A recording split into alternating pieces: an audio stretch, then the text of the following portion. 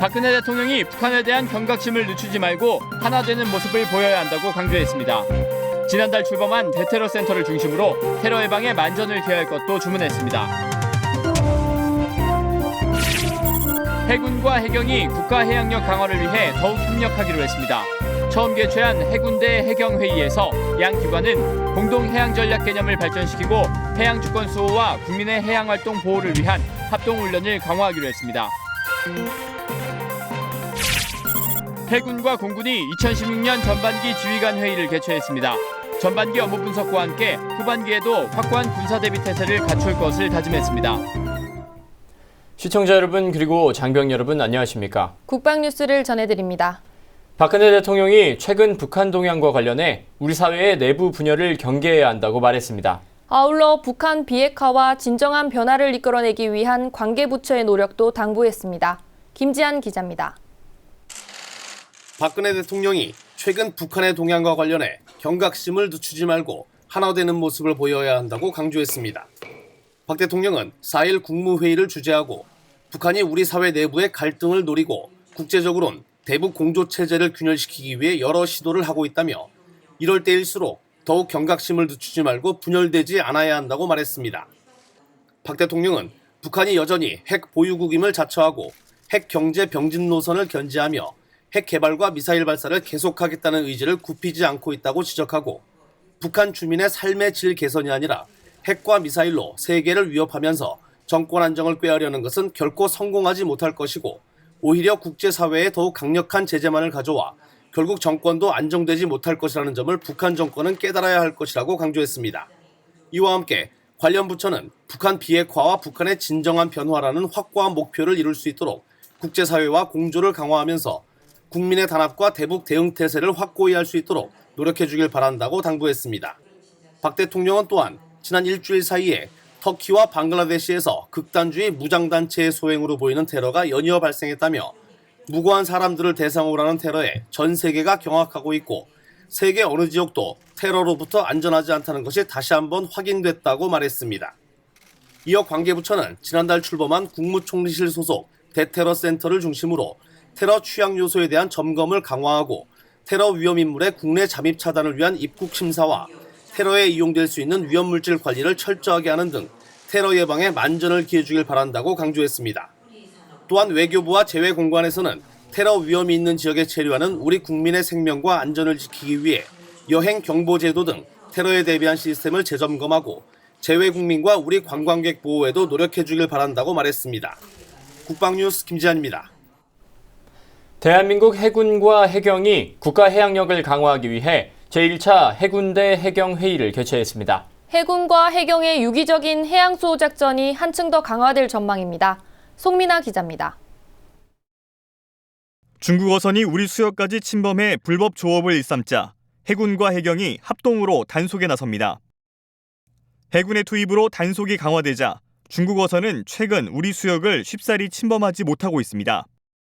이처럼 해군과 해경의 유기적인 해양수호 작전은 우리 어민들의 피해를 줄이는 등 바다 지킴이 역할을 톡톡히 해내고 있습니다.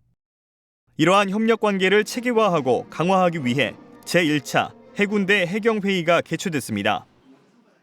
평시에는 해양 안전을 위해서 해군과 우리 해경을 더 많이 지원해드리고 저희도 모자란 부분을 더 많이 능력을 확충해서 안전한 바다를 만들겠습니다.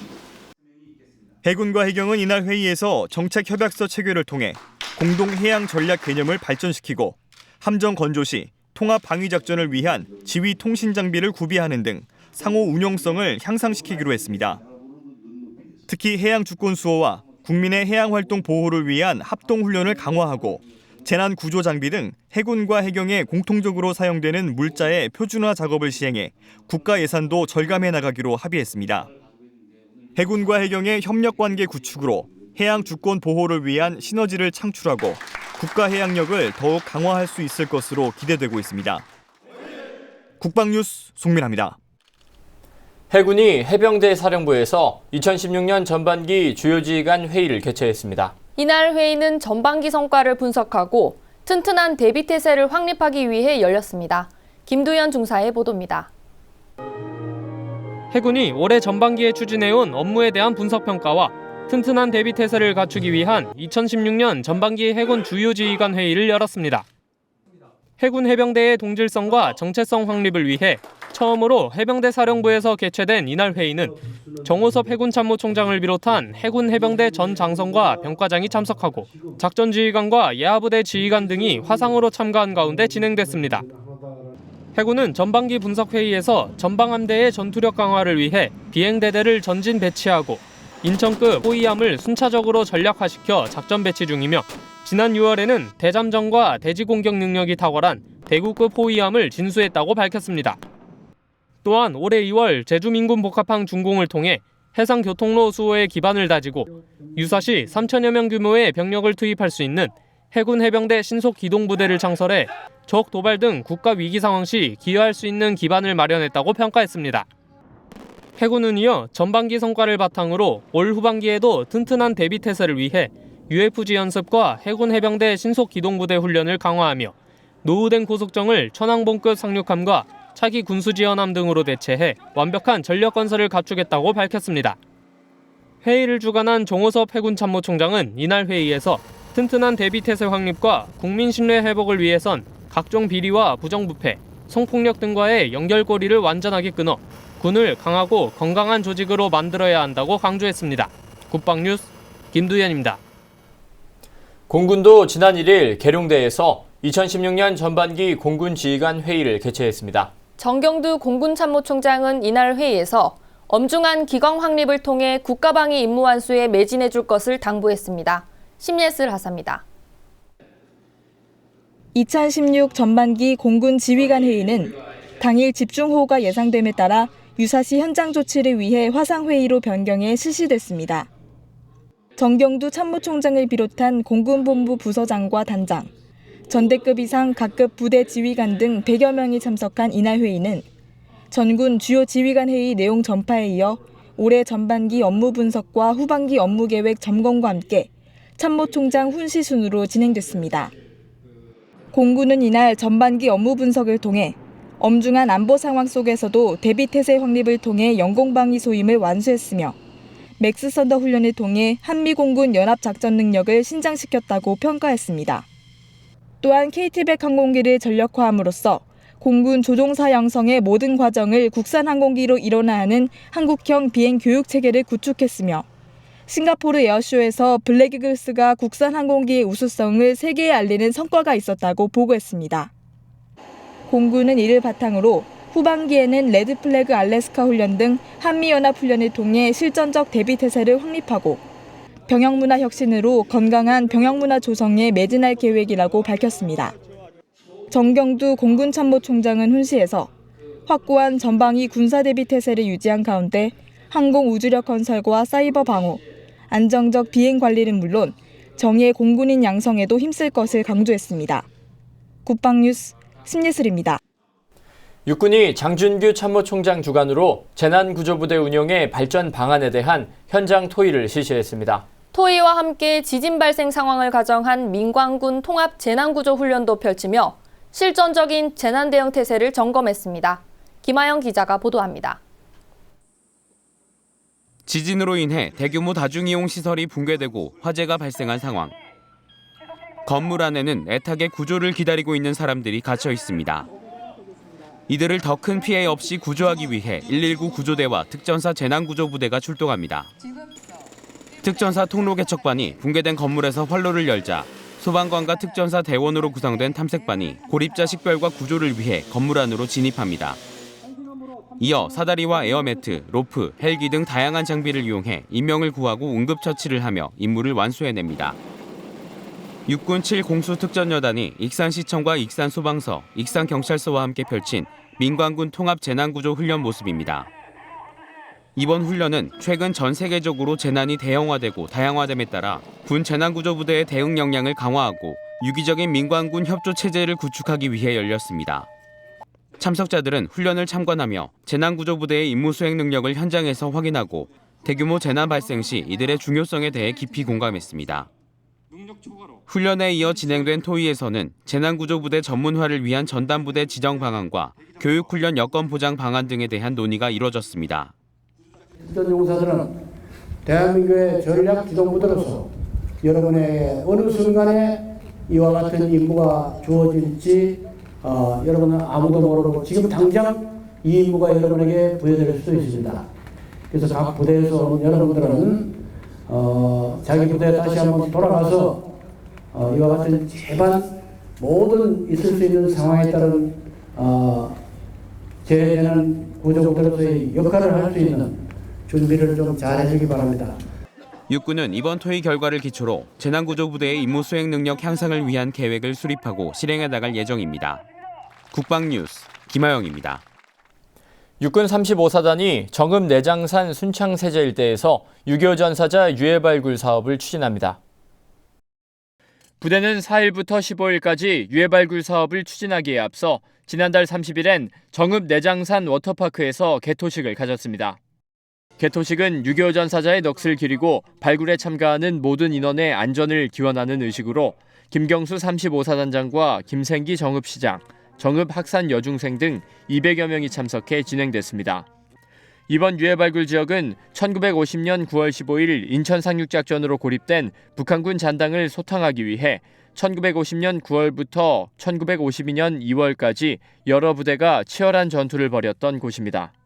조국을 위해 헌신하신 선배 전우들의 머리카락 한 올, 육을 한 조각이라도 끝까지 찾아서 사랑하는 유가족 부모로 보내드릴 수 있도록 헌신의 노력을 다하겠습니다. 부대는 개토식에 이어 나라사랑 교육의 일환으로 참전용사와의 대화와 사진 전시회, 장비 물자 소개 등 다채로운 행사를 진행했습니다. 이번 유해 발굴에서 발굴된 유해는 정읍대대에 임시 봉안 후 서울 현충원 내 국방부 유해 발굴단으로 운구할 예정입니다. 6.25 전쟁 당시 한강 방어 전투에서 산화한 백골부대 전몰장병을 추모하는 행사가 지난 2일 서울 양화교 한강방어 전적비에서 거행됐습니다. 한강방어 전투는 6.25 전쟁 초기 육군 3사단 예하 진백골연대가 북한군의 남진을 7일 동안 저지시켜 유엔군의 참전과 국군의 전열을 재정비하는 계기를 마련한 성공적인 전투로 평가받고 있습니다. 육군 3사단과 백골 전우의 주관으로 열린 이번 행사는 한강방어전투 약사보고와 헌화 분양, 백골 사단장의 추모사 등의 순으로 엄숙한 분위기 속에서 진행됐습니다. 우리 백골부대 전장병은 선배님들의 숭고한 희생정신과 투철한 군인정신, 그리고 필사직생 골육지정의 백골정신을 이어받아 다시는 이 땅의 비극이 되풀이되지 않도록 적이 가장 두려워하는 군대를 만들 것을 약속드립니다. 이번 행사에 참여한 육군 3사단 장병들은 선배 전우들의 고귀한 희생정신과 백전백승 백골혼을 이어받아 전투 대비태세에 만전을 다할 것을 다짐했습니다.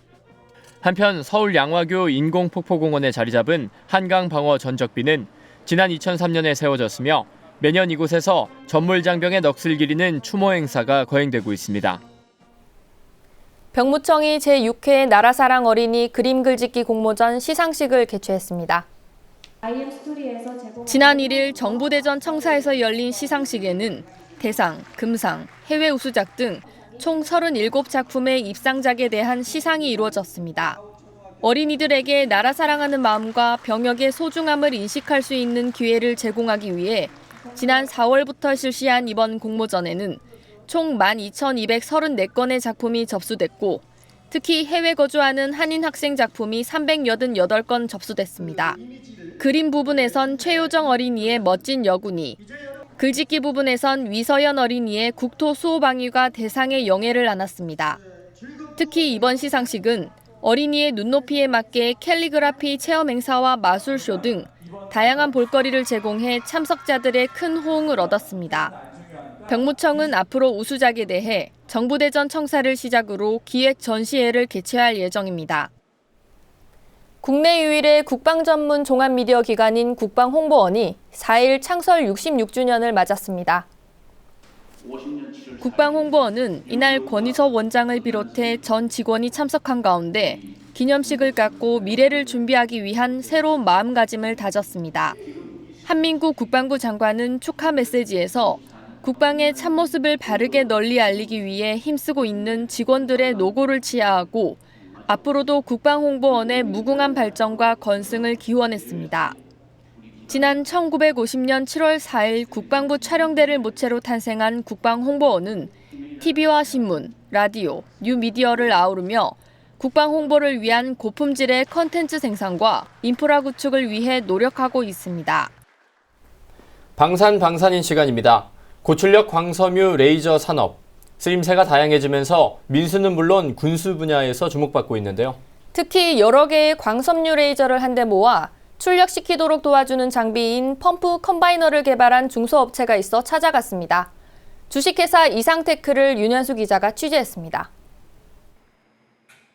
주식회사 이상테크의 연구실험실. 머리카락 굵기의 특수 광섬유 여러 가닥을 한 줄로 만드는 작업이 한창입니다. 각각의 광섬유에서 나오는 미세한 레이저 빛을 하나로 뭉치기 위해서입니다.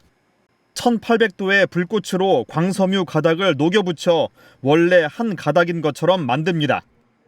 이렇게 완성된 광섬유를 펌프 컴바이너 소자에 연결하면 1이던 레이저 빛이 10배, 100배로 높아집니다. 여러 가닥의 광섬유가 있는데 레이저 다이오드에서 나오는 출력이 각각이 와서 하나로 모이도록, 그래서 하나로 모아서 전달해주는 역할을 하는 것이 펌프광 결합기, 펌프 컴바이너가 되겠습니다. 업체에서 여러 해 동안 실패 끝에 결국 개발해낸 펌프 컴바이너. 현재 캐나다와 영국 기업이 이 분야 선두주자로 특히 세계 최고인 캐나다산 부품을 연구하고 실험을 거친 끝에 순수 국내 제품을 개발해냈습니다. 해외 제품을 전부 대체할 수 있는 기술적 역량도 갖췄습니다. 가공 기술은 다 따라왔는데 그런 이제 노하우나 실제 개발에 필요한 현장 경험 요구에 이제 충족이 되면 거의 대등한 수준까지 갈 거라고 판단하고 있습니다. 쓰임새는 무궁무진합니다. 민간 분야에서는 레이저 절단기와 레이저 용접기, 의료용 레이저 칼 등 정교하고 세밀함을 요구하는 분야에서 다양하게 사용됩니다. 군 분야에서도 기대가 큽니다. 특히 미군은 고출력 레이저포를 함정에 장착해 운영하고 있는 것으로 보고되고 있습니다. 전쟁 양상을 바꿔놓을 정도로 기술이 앞서 나가고 있습니다. 영화 스타워즈에서나 보던 레이저 빔이 앞으로 개발될지도 모를 일입니다. 1, 2초 안에 그 열이 누적이 돼서 해당 기체가 비행체가 이제 폭발이 되는 그런 형태로 가는 걸로 알고 있습니다. 그런 광섬유 레이저가 적용되는 부분에는 기본적으로 펌프 컴바이너가 핵심 부품으로 사용이 되고 있습니다. 따라서 그런 쪽에 저희 회사 제품이 적용이 가능하다고 판단하고 있습니다. 낮은 성공 확률과 불확실성 속에서 개발된 고출력 광섬유 레이저 구현의 핵심 부품인 펌프 컴바이너. 수년여간 보이지 않는 곳에서 묵묵히 일궈낸 성과로 앞으로 업체의 활약에 이목이 집중되고 있습니다. 국방뉴스 윤여수입니다. 해군과 해경이 국가 해양력을 강화하기 위해 회의를 개최했다는 소식 전해드렸는데요. 해군과 해경의 협력관계 구축으로 해양 주권 보호와 국가 해양력을 더욱 강화할 수 있을 것으로 기대됩니다. 국방뉴스를 마칩니다. 시청해주신 여러분 고맙습니다.